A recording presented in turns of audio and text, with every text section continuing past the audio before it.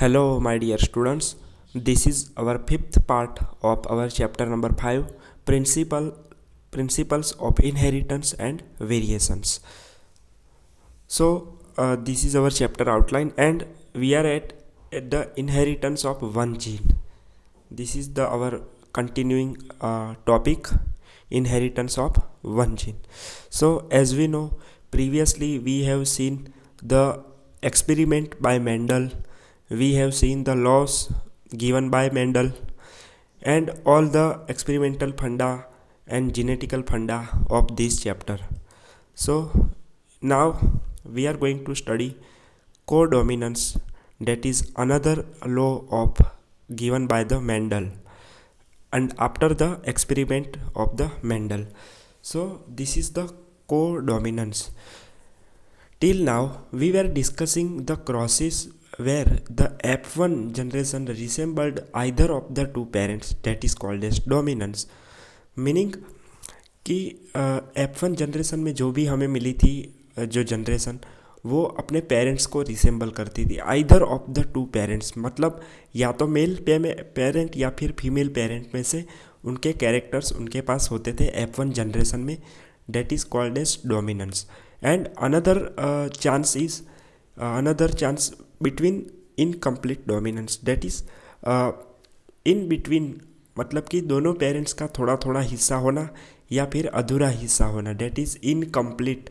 So that case called as incomplete dominance. या तो वो डोमिनेंस होगा या इनकम्प्लीट डोमिनेंस होगा. There are two chances. But in the case of codominance में क्या होगा, the F1 generation resemble the both parents, मतलब कि दोनों पेरेंट्स में से वो कैरेक्टर्स को लेगा जो नई जनरेशन होगी वो. So that is called as codominance. Codominance का मतलब क्या होता है, को का मतलब क्या होता है कि उसके साथ डोमिनेंस. कोडोमिनेंस मतलब कि दोनों पेरेंट्स में से वो कैरेक्टर्स F1 जनरेशन में आएंगे, डेट इज़ कोडोमिनेंस. दोनों में से अगर एक का आ रहा है so that is called as dominance, और दोनों के में से बीच में से जो आ रहा है जो अधूरा होता है that is called as incomplete, and दोनों का थोड़ा थोड़ा आ रहा है that is called as codominance. Okay, so keep in mind in this three differences. Okay, don't get confuse. A good example is different types of red blood cells that determine the ABO blood grouping in the humans.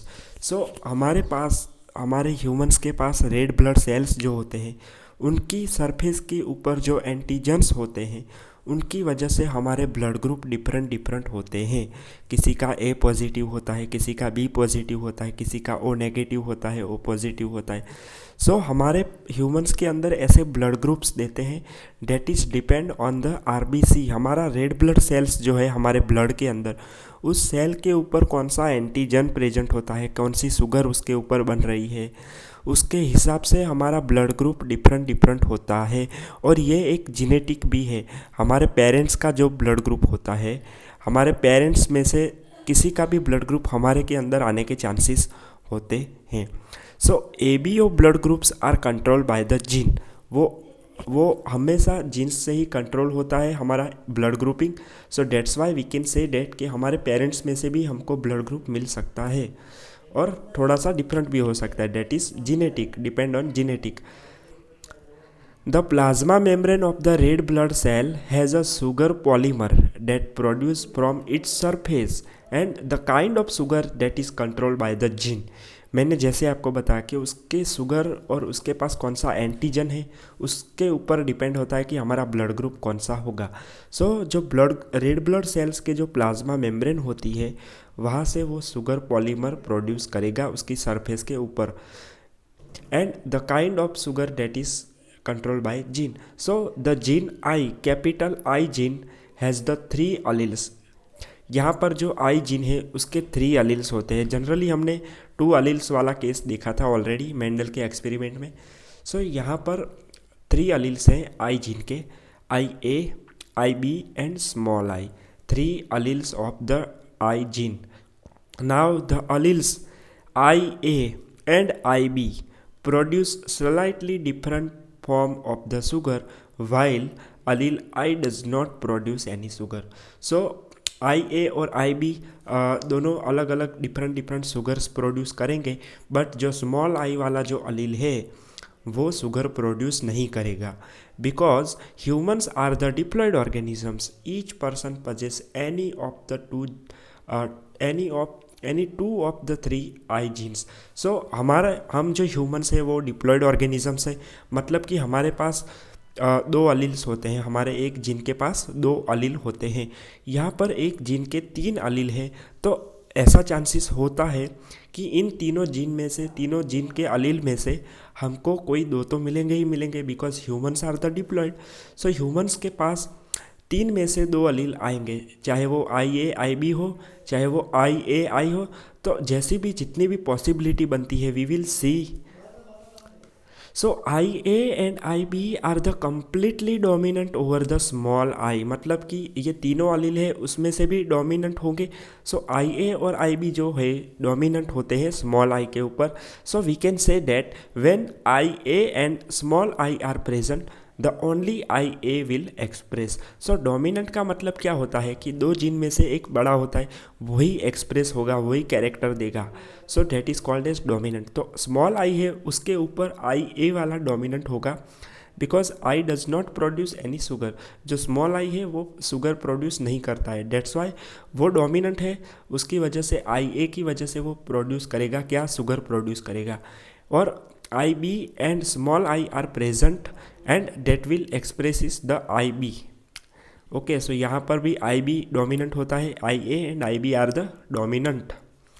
But when IA and IB are present, ये हो गया आई के साथ, small I के साथ कोई भी होगा तो वो डोमिनेंट होगा। बट IA एंड IB अगर दोनों प्रेजेंट है टुगेदर, वो दोनों ही अगर किसी में आ गए जिन के अंदर, so they both express their own types of sugar, तो दोनों अपने हिसाब से शुगर प्रोड्यूस करेंगे।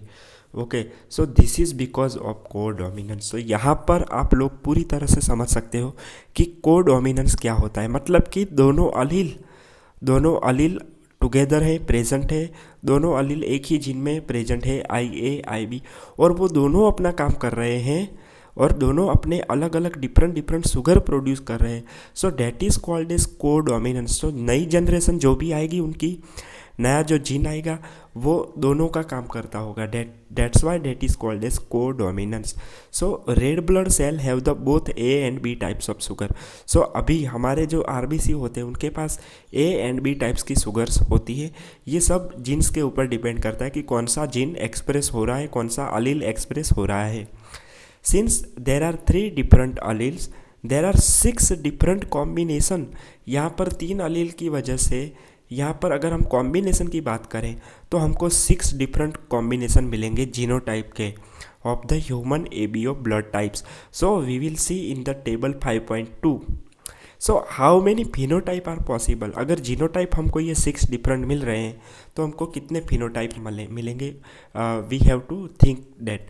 सो first of all we are showing the table 5.2, that is genetic basis of blood group in the human population.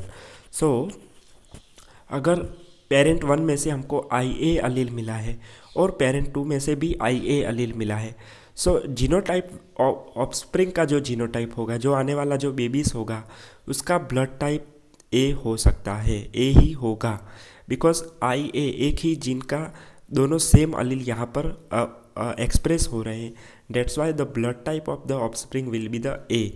यहाँ पर क्या हो रहा है, दूसरे केस में A and B both present है, तो A और B दोनों, मतलब कि यहाँ पर ब्लड ग्रुप जो होगा वो AB होगा।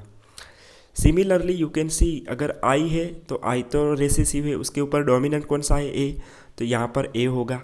सिमिलरली A B दोनों है, यहाँ पर फर्स्ट पेरेंट्स में से B है और दूसरे में से A है, तो सेम AB वाली सिचुएशन हो गई। दोनों B है तो B वाली सिचुएशन आएगी, एक B और एक स्मॉल I है तो B वाली सिचुएशन आएगी, because B is dominant and both the small ice है।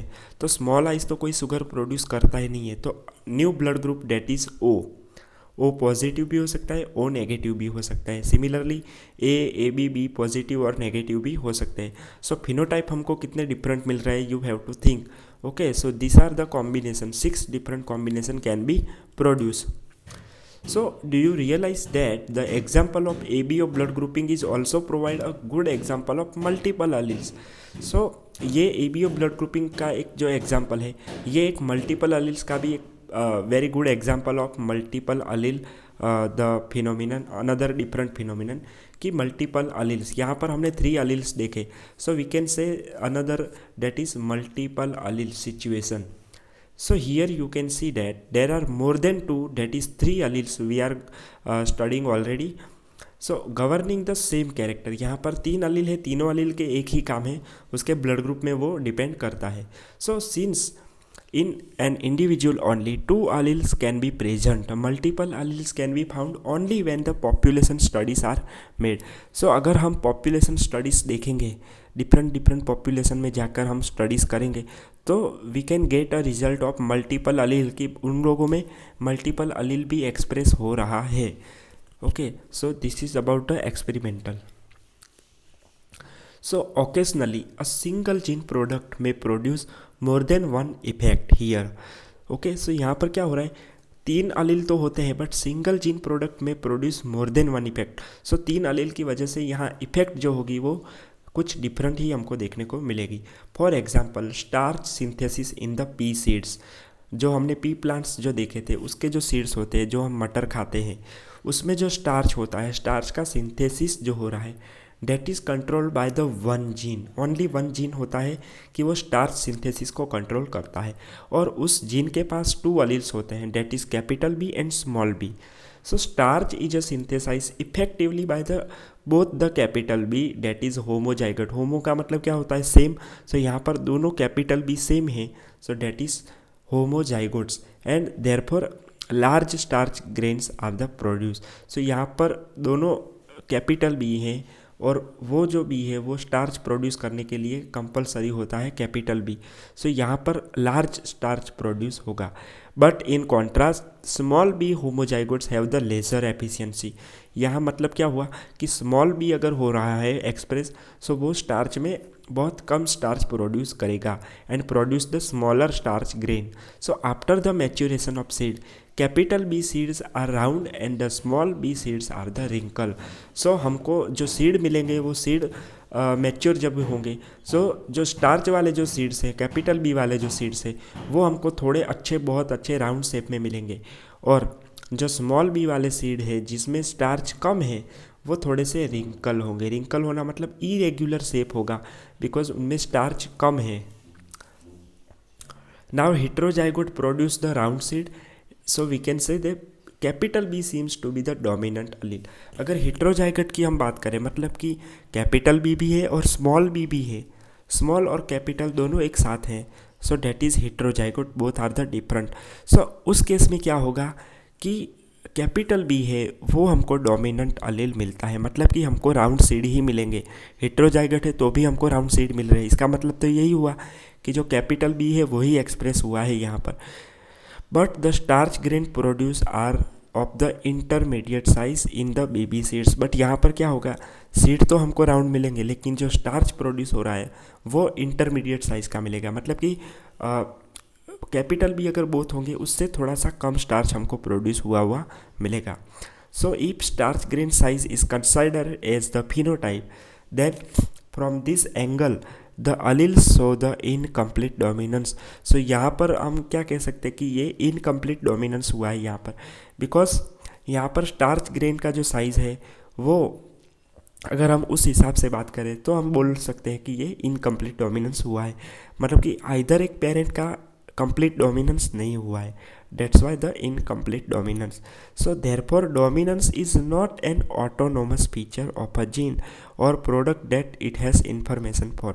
So हम लोग ये नहीं बोल सकते कि जो डोमिनेंस है वो ऑटोनोमस फीचर नहीं है. therefore dominance is not an autonomous feature, कि वो हमेशा प्रोड्यूस होगा ही होगा ये ऐसा ज़रूरी नहीं होता है. एंड इसकी जो इन्फॉर्मेशन होती है वो भी हम लोग ऐसा नहीं मान सकते कि वो ऑटोनोमस फीचर होता है. So this is about the dominance fundamentals. It depends as much on the gene product and the production of a particular phenotype from this product as it does on the particular phenotype that we choose to examine. In case more than one phenotype is influence by the same gene. So हमने ये सब study किया, सो हम लोग ये बोल सकते हैं कि सेम जीन्स से भी डिफरेंट फिनोटाइप मिल सकता है। More than one phenotype we can get by the same gene. So यहाँ पर फिनोटाइप जो होता है मतलब कि जो एक्सटर्नल फीचर्स होते हैं वो हमको डिफरेंट मिल सकते हैं। That is depend on the gene product, कि वो जीन कैसे प्रोडक्ट दे रहा है हमको, उसके ऊपर ये सब डिपेंड करेगा। Now here our one gene inheritance is completed. Now the inheritance of two jeans.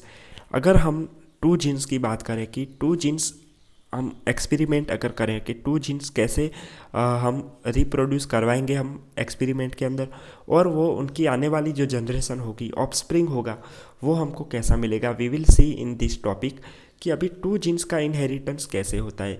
अब तक हम जो बात कर रहे थे वो वन जीन की बात कर रहे थे। ओनली हमने जो देखा राउंड शेप, रिंकल शेप, कि ओनली वन कैरेक्टर को लेकर ही हम बात कर रहे थे, वन जीन को लेकर। बट यहाँ पर टू जीन्स का भी हमको देखना ज़रूरी होता है जेनेटिक समझने के लिए। सो मेंडल ने वो भी एक्सपेरिमेंट किया। Mendel also work with and cross the pea plant that is different in the two characters. So Mendel ने ऐसे पी प्लांट्स चूज़ करे कि जो टू कैरेक्टर्स में डिफरेंट हो, as seen in the cross between the pea plant that has seeds with the yellow colour and round shape.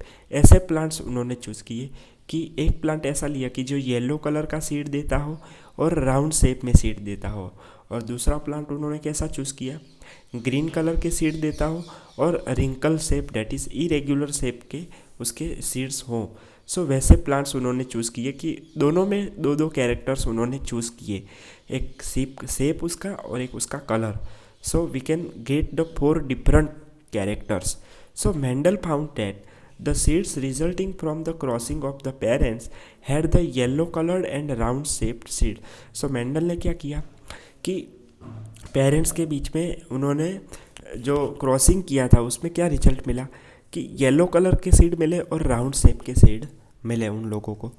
So yellow colour was the dominant over green. So हम लोग ये बोल सकते हैं कि येलो और ग्रीन का अगर उन्होंने क्रॉसिंग किया है तो उनको येलो कलर मिल रहा है ज़्यादा। सो वी कैन से कि येलो डोमिनेंट हुआ है यहाँ पर ग्रीन के ऊपर, और राउंड जो है round shape dominant over the wrinkle shape. So यहाँ पर डोमिनेंट क्या है वो उसको मालूम चल गया। This results were the identical to those that he got when he made the separate monohybrid crosses between the yellow and green seeded plants between the round and wrinkle seeded plants। सो उन्होंने जब monohybrid cross करी थी ये दोनों plants के अंदर, तब उनको ये रिजल्ट मिले थे। Let us use the genotypic symbols capital Y for the dominant yellow seed colour and small y for the recessive green seed colour. So हम लोगों को यहाँ पर ये रिमेंबर रखना है कि कैपिटल Y है वो डोमिनेंट है, सो येलो कलर के लिए हम उसको चूज़ कर रहे हैं, और स्मॉल y है वो हम ग्रीन सीड कलर के लिए चूज़ कर रहे हैं, और यहाँ पर कैपिटल R जो है वो हम चूज़ कर रहे हैं कि राउंड शेप के लिए, और स्मॉल r जो है वो हम चूज़ कर रहे हैं रिंकल सीड के लिए। सो आप लोगों को ये याद रखना है कैपिटल Y किसके लिए है, स्मॉल y किसके लिए है। Similarly capital R for what and small r for the what. So here 4 characters different, yellow colour, green colour, round shape and wrinkle shape. The genotype of the parents can then be written as both the capital R and capital Y and small r small y। सो हम genotype parents का जो है वो हम ऐसे लिख सकते हैं कि येलो कलर और राउंड शेप है, सो बोथ द कैपिटल, और ग्रीन है और रिंकल है पेरेंट्स, सो हम लिख सकते हैं small r small y। The crosses between the two parents can be written down as in the figure 5.7। We will see कि हम कैसे उनकी क्रॉस कर रहे हैं उनके बीच में, and that will showing the genotype of the parent plants. The gametes capital R and capital Y and small r and small y unite on the fertilization to produce the F1 hybrid that is capital R small r capital Y and small y। So यहाँ पर fertilisation होगा, हम लोग उनके बीच में अगर cross pollination करवा रहे हैं, क्रॉसिंग करवा रहे हैं, तो ऑब्वियसली यहाँ पर फर्टिलाइजेशन होगा, पेरेंट्स के बीच में फर्टिलाइजेशन होगा, तभी तो वो लोग न्यू जनरेशन को प्रोड्यूस कर पाएंगे। Okay, that is the simple फंडा ऑफ रिप्रोडक्शन। यहाँ पर रिप्रोडक्शन ही करवाना है हमको। सो गैमेट्स आर वाई कैपिटल और स्मॉल आर वाई दोनों अगर फर्टिलाइज होंगे तो हम लोगों को F1 जनरेशन जो मिलेगी वो कैसी मिलेगी, हाइब्रिड मिलेगी, मतलब मिक्स वाली मिलेगी, capital R capital Y and small Y. This is very easy and very basic. So when Mendel self-hybridized the F1 plant, he found that 3/4 of F2 plants had the yellow seeds and 1/4 is the green seed. So experiment के बाद जो F1 plant उनको जो मिले थे उन्होंने self hybridise किया है F1 प्लांट्स को. जो भी F1 जनरेशन में जो प्लांट मिले उसकी बात कर रहे हैं. The yellow and green colour segregated in the 3:1 ratio. So यहाँ पर क्या मिला उनको रिजल्ट कि 3 जो प्लांट थे 3 प्लांट उनको येलो कलर वाले मिले, येलो सीड मिले, और एक जो प्लांट था उनको ग्रीन सीड वाला मिला. So round and wrinkle seed shape also segregated in 3:1 ratio. So similarly colour वाला रेशियो 3:1 मिला और उनके शेप जो था राउंड एंड रिंकल वो भी 3:1 रेशियो मिला, just like in the monohybrid cross. Monohybrid cross में जैसा उनको रिजल्ट मिला था वैसा ही रिजल्ट इनको यहाँ पर भी मिल रहा है. So you can see in this figure कि सबसे पहले यहाँ पर पेरेंट जनरेशन है, उसमें कंप्लीट राउंड और येलो है और उनका जो गैमेट है वो कैपिटल आर कैपिटल वाई है. सिमिलरली रिंकल अगर ग्रीन कलर की हम बात करें तो small R and small Y gametes उनके पेरेंट्स के हमको मिलेंगे. उन दोनों के बीच में अगर हम क्रॉस करवा रहे हैं यहाँ पर, सो हमको F1 जनरेशन कैसी मिल रही है, कॉम्बिनेशन वाली मिल रही है, फर्टिलाइजेशन हुआ है उनके बीच में. सो यहाँ पर हाइब्रिडाइजेशन हुआ है. Okay, capital R capital Y and small Y. अगर यहाँ पर उनका सेल्फिंग करवा रहे हैं, क्रॉस पॉलिनेशन हो रहा है, तो हमको कुछ इस तरह से मिलेंगे. ऐसे हमको 4 गैमेट्स यहाँ पर मिलेंगे, 4 गैमेट्स यहाँ पर मिलेंगे. उन दोनों के बीच में अगर रिप्रोडक्शन होगा तो हमको कुछ इस तरह से रिजल्ट मिलेंगे. Okay, so you can say कि राउंड और येलो कलर के सीड हमको 9 नंबर ऑफ मिलेंगे. 9 नंबर हमको जो मिलेंगे वो राउंड और येलो कलर में मिलेंगे. You can see the genotypes and phenotypes also. जो हमको जीनोटाइप रेशियो मिल रहा था वो था 3:1, मतलब कि उनके जीन्स, अगर हम जीन्स के बारे में सोचें तो हमको 3:1 रेशियो मिल रहा था. बट हम उनके कैरेक्टर्स को देखें एक्सटर्नली, सो हम लोगों को ऐसे कुछ जो डिफरेंट शेप कलर मिलेगा, so that is called as phenotypic ratio. उसमें से राउंड और येलो हमको 9 मिलेंगे, राउंड हो गए और ग्रीन होंगे वैसे हमको 3 मिलेंगे, रिंकल होंगे और येलो होंगे वैसे भी हमको 3 मिलेंगे, और रिंकल ग्रीन हमको एक ही प्लांट मिलेगा यहाँ पर. So ratio will be, phenotypic ratio will be the 9:3:3:1. Okay, you can see. अगर आप यहाँ पर उनका क्रॉसिंग करवाओगे तो आप इजीली फाउंड कर पाओगे. Okay, so this is called as Punnett square. हमने पनेट स्क्वायर के बारे में ऑलरेडी जब एक जीन का हमने इनहेरिटेंस देखा था तब भी देख लिया था पनेट स्क्वायर कैसे पॉलिनेशन होता है. तो सिमिलरली आप यहाँ पर देखो कि कैपिटल आर कैपिटल वाई का पॉलिनेशन आप कैपिटल आर और कैपिटल वाई गैमेट के साथ करवाओगे तो आपको रिजल्ट मिलेगा both the capital R and both the capital Y. अगर आपके पास एक स्मॉल आर है, एक कैपिटल वाई है और यहाँ भी दूसरा गैमेट है स्मॉल आर और कैपिटल वाई वाला, तो आपको यहाँ पर क्या रिजल्ट मिलेगा कि कैपिटल आर स्मॉल आर और बोथ द कैपिटल वाई, यहाँ पर जो इन दोनों का जो पॉलिनेशन करवाओगे तो आप लोगों को कुछ इस तरह का रिजल्ट मिलेगा, बोथ द स्मॉल आर और बोथ द कैपिटल वाई. यहाँ पर ये आपको देखने को मिलेगा. सो ये जो रिजल्ट है इन दोनों गैमेट्स के बीच में है.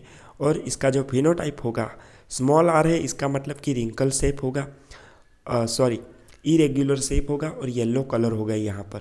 बट कैपिटल वाई की वजह से हम लोगों को यहाँ पर क्या रिंकल शेप मिल रहा है. सो ये बहुत इजी है. अगर आप लोग अच्छे से ये स्टडी करोगे, आपको कुछ नहीं, इन गैमेट्स के बीच में पॉलिनेशन ही करवाना है, क्रॉसिंग करवाना है, और इस पनेट स्क्वायर की हेल्प से आप लोग इजीली चूज़ कर पाओगे. अगर देखो यहाँ पर दोनों स्मॉल हैं, यहाँ पर स्मॉल आर स्मॉल वाई, तो आपको जो रिजल्ट मिलेगा वो बोथ द स्मॉल आर और बोथ द स्मॉल वाई वाला रेशियो मिलेगा. सो this is very very easy. So in next lecture we will study about the law of independent assortment, that is another law from the Mendel. Mendel ने एक नया जो law दिया था, that is law of independent assortment. So we will study in our next lecture. So thank you and Jai Swaminarayan.